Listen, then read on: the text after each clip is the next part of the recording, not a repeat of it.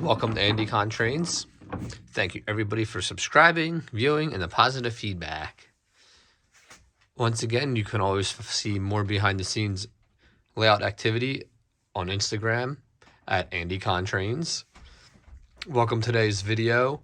It's Sunday. Got back from the Timonium train show, the Great Scale Train Show in Timonium, Maryland, that is, last night. I was hanging out with my buddy who lives like an hour from there. And as you can see, I like buying hopper cars like normal. If anybody is in that area and never been there for some reason, it is by far probably the best show in the Maryland, Pennsylvania, Delaware, New Jersey area. And one of the best dealers I've ever seen, who buys massive collections, sells cars for incredibly great prices. As you can see, this is why I have so much stuff. Besides this Bowser caboose, which is brand new in box, I paid $6 a car pretty much for all these cars. Now, they weren't all from the same dealer. There are a couple that came from other dealers. Maybe that 12-pack and these LNN cars and one other car came from another table, but the rest came from Macon Tracks Trains. They do have a Facebook page. They run the Great Scale Train Show and do an excellent job. They have an incredible collection of rolling stock. They had Kato engines for cheap, all kinds of stuff.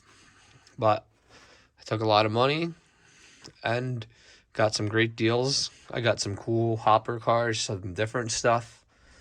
Probably missed a couple because I kind of forgot what I got after the first purchase.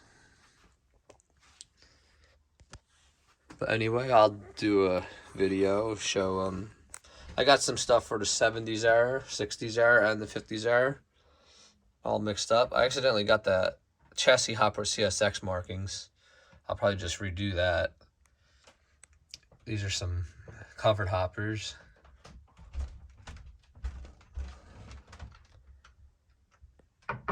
But if you're looking for Pennsylvania hoppers, they had those too. I didn't get any. I'll have to inventory my hoppers this way next time. Make sure I don't buy doubles. I've been looking for Conrail hoppers, 70s build dates. Definitely needed those. I do like the kits, so building the kits and paying dirt cheap for kits is the best way to go for me. They had a few more of these long box cars. They're kind of cool. Just, I don't run them enough.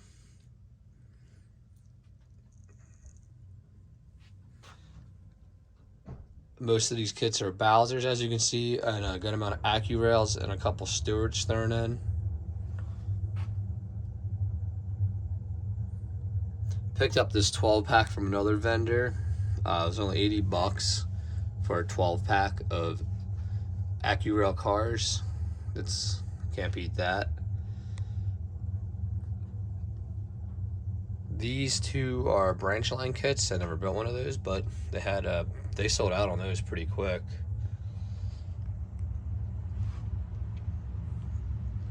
I've always been a fan of these short lines, or not super common line hoppers.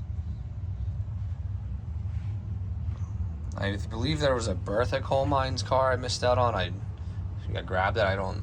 Should have took that too, but there's always next time, which is April, I believe. We'll see what happens. Now I have all these Pennsylvania engines. I needed another caboose. This is from the older Bowser run. Those new old stock from a couple of years ago. Picked up a brand new in-box Proto GP20. Needed some New York Central.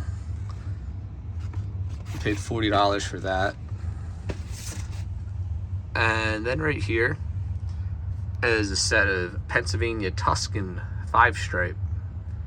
E7, A, B, both powered, both sound. It is the QSI run, which I've been buying up, and I've had no problems with them. These ones sound really good for old technology, and I couldn't pass the price up. My buddy and I bought these and 3 Steam for an insane deal that we couldn't go wrong on. So I ended up saving money by us making a deal together. He kept the 3 Steam, which he was after.